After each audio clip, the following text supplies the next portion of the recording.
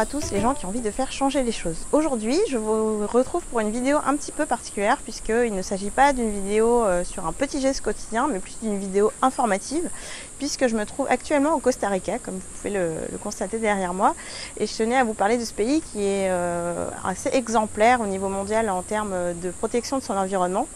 Donc voilà, j'ai pris quelques notes et je voulais vous expliquer un petit peu la situation au Costa Rica.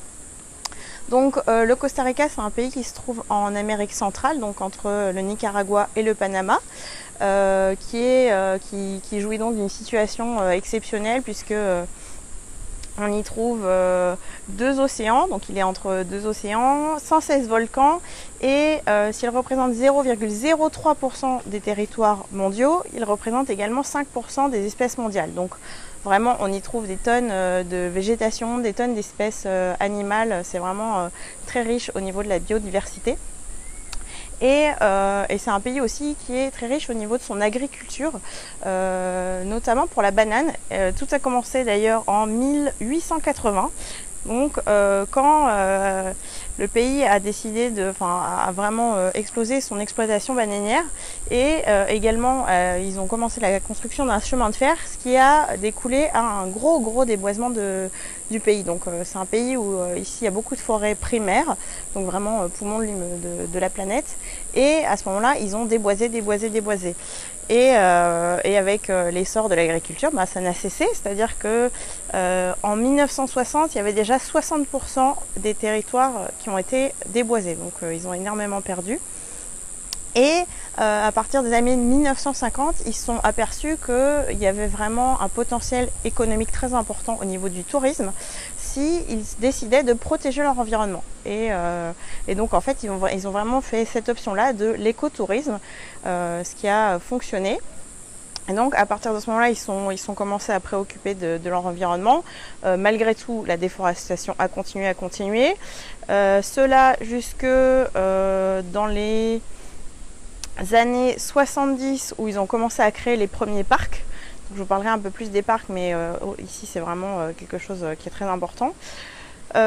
Puis en 1989, c'est là que vraiment les choses, un plan a été mis en action où ils ont décidé de renégocier la dette qu'ils avaient en échange d'investir dans l'environnement. Donc ils ont vraiment acté le fait qu'ils allaient investir dans leur environnement.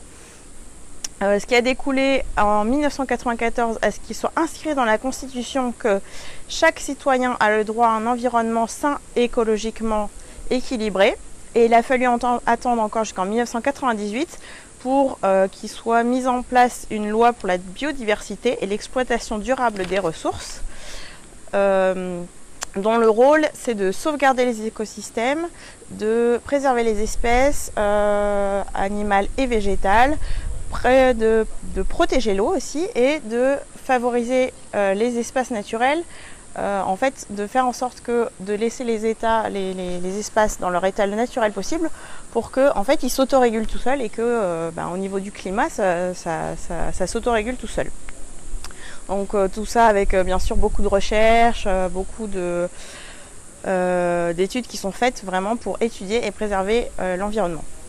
Donc grâce à ça, il y a aujourd'hui 27 parcs qui ont été créés, plus environ 27 réserves privées, donc des parcs nationaux, ce qui veut dire qu'il y a aujourd'hui 30% des espaces du pays qui sont protégés, donc c'est quand même énorme. Pour vous donner quand même, après le Costa Rica c'est pas un très gros pays, c'est 51 000 m² de superficie, donc c'est plus grand que la Suisse, mais c'est plus petit que la Croatie, plus petit que la Croatie, c'est ça.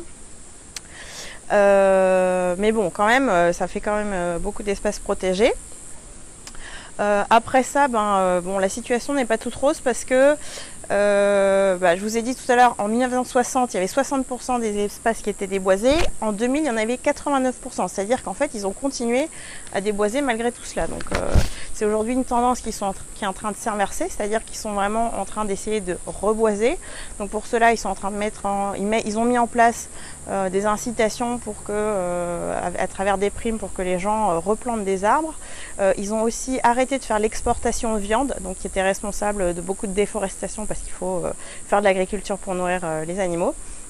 Donc avec ça, on arrive à un moment où ça y est, on est en train d'avoir une stabilisation de la déforestation, voire on est un petit peu en train de se déforester, donc de se reforester.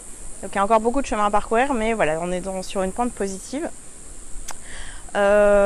Alors après, ils ont mis en place, ils sont en train de commencer à mettre en place le recyclage. Ça, c'est encore, il y a encore beaucoup de chemin à parcourir. Hein. C'est-à-dire que, à part à quelques endroits, il y a vraiment quasiment pas de recyclage qui est fait. Pour vous donner un chiffre, en France, on est à peu près à 60% de déchets qui sont recyclés, donc notamment grâce à toutes les industries qui sont obligées de le faire. Ici, on est seulement à 9% de déchets recyclés. Donc c'est vraiment pas terrible. Pareil au niveau des eaux, c'est la catastrophe, c'est-à-dire que 96% des eaux usées sont rejetées directement dans la nature sans être traitées. Donc en France, ça n'arrive pas du tout, hein. Toutes les eaux doivent être traitées avant d'être rejetées dans la nature. Et au niveau de l'agriculture, donc je vous ai dit une agriculture très intensive, puisqu'ici on fait de la banane, on fait du café, on fait des ananas. Donc vraiment, il y a bonne chance que vous puissiez manger les produits du Costa Rica en France. Et donc beaucoup de pesticides et d'engrais qui sont utilisés, puisqu'il n'y a pas du tout d'agriculture biologique. En fait, ça n'existe vraiment pas du tout ici. Il y a juste quelques petits particuliers qui le font, mais pour ça, c'est vraiment un argument touristique en fait, hein, des petites exploitations privées, et c'est tout. Donc là encore, il y a du chemin à parcourir. Malgré cette situation, donc le bilan global est plutôt positif, hein. Je vous ai dit au niveau l'environnement et de la protection des espaces exemplaires, mais là où surtout le Costa Rica se distingue, c'est au niveau de l'investissement dans les énergies renouvelables.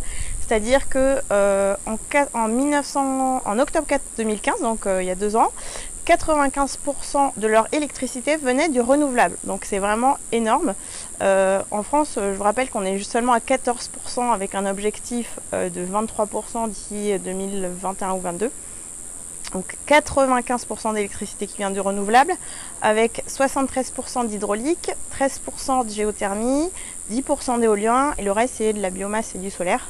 Donc vraiment, c'est à ce niveau-là qu'ils sont vraiment exemplaires. Et notamment en 2015, ils avaient réussi à passer 75 jours d'affilée en étant 100% autonome en électricité, 100% renouvelable. Donc vraiment là, il n'y a pas photo. C'est ça qui fait vraiment que le Costa Rica est exemplaire. Après ça, bon, encore une fois, un bilan qui est un petit peu atténué, parce que là on parle d'énergie électrique, ça ne prend pas en compte toute l'énergie comme le pétrole, et notamment en fait le truc c'est que ce plan a extrêmement bien marché, c'est-à-dire que le tourisme ici décolle complètement, donc l'économie décolle complètement. D'ailleurs c'est un pays qui est très stable économiquement et diplomatiquement par rapport au reste de la région. Mais du coup les personnes s'enrichissent, et notamment il y a de plus en plus de voitures par habitant, ce qui fait que en fait la consommation de pétrole elle continue à augmenter.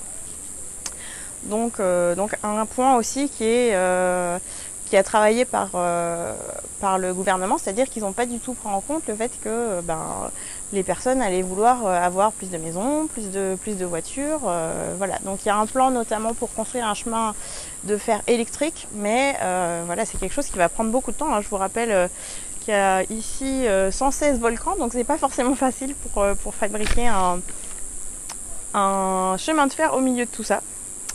Voilà, alors je vérifie mes notes pour savoir si j'ai rien oublié. Ah oui, très important, là aussi quelque chose qui est formidable. Ils ont pas d'armée, donc c'est un pays, ils ont fait le choix de se démilitariser, et aussi ils n'ont pas de zoo, c'est-à-dire que également dans cette idée de protéger la nature et l'environnement, ils se sont dit non mais les zoos c'est n'importe quoi, il faut arrêter. Donc ils ont fermé tous leurs zoos progressivement. Aujourd'hui il n'y en a plus que 2, où en fait le but c'est de les transformer aussi à terme, mais il y a encore des animaux qui peuvent pas être réintroduits directement dans la nature, donc ils sont obligés de les conserver. Mais voilà, ces 2 zoos doivent être fermés à terme aussi, donc pas de zoo ici. Donc voilà, en France on est très loin de ça, donc voilà, ils ont bien compris que l'exploitation animale c'était pas une solution, et je rappelle, ça fonctionne, puisque grâce à toutes ces mesures, vraiment le pays se porte extrêmement bien économiquement. Donc c'est possible d'allier une situation économique positive et protection de l'environnement. Et pour terminer, je voulais aussi vous parler vous dire que, alors en France, est-ce qu'on peut mettre ça en place en France? Alors la situation est un peu différente en France, déjà parce qu'on a un pays qui est beaucoup plus gros, on a des ressources qui sont différentes, donc c'est vrai qu'on ne peut pas forcément dire que c'est une solution qui est applicable directement telle quelle, mais pour information, l'année dernière, il y a un rapport de l'ADEME qui a été publié. Donc l'ADEME, c'est une agence publique qui dépend du ministère de l'Environnement, donc quelque chose vraiment de très officiel, qui a montré que d'ici 2050, la France était capable de passer à 100% d'énergie renouvelable au même prix que ou presque, que le maintien du nucléaire actuel. Donc 100% renouvelable d'ici 2050 en France, c'est économiquement possible. Donc qu'est-ce qui nous empêche de le faire? Je ne sais pas. Donc là, appel au gouvernement, à vous de faire en sorte que tous ce rapport soit mis en application et que l'exemple du Costa Rica devienne une réalité en France. Donc voilà, désolée pour cette coupure intempestive, mais je me suis aperçue en rentrant en France que la fin de la vidéo avait été perdue. J'arrivais de toute façon à la conclusion. Je disais à nous aussi de mettre en place nos petits gestes quotidiens pour participer à la protection de l'environnement. Et voilà, si vous avez aimé cette vidéo, n'hésitez pas à vous abonner à la chaîne et à laisser un petit pouce bleu en dessous. Et pour conclure, je vous laisse avec quelques images du Costa Rica afin de vous faire découvrir ce très beau pays. À bientôt, au revoir.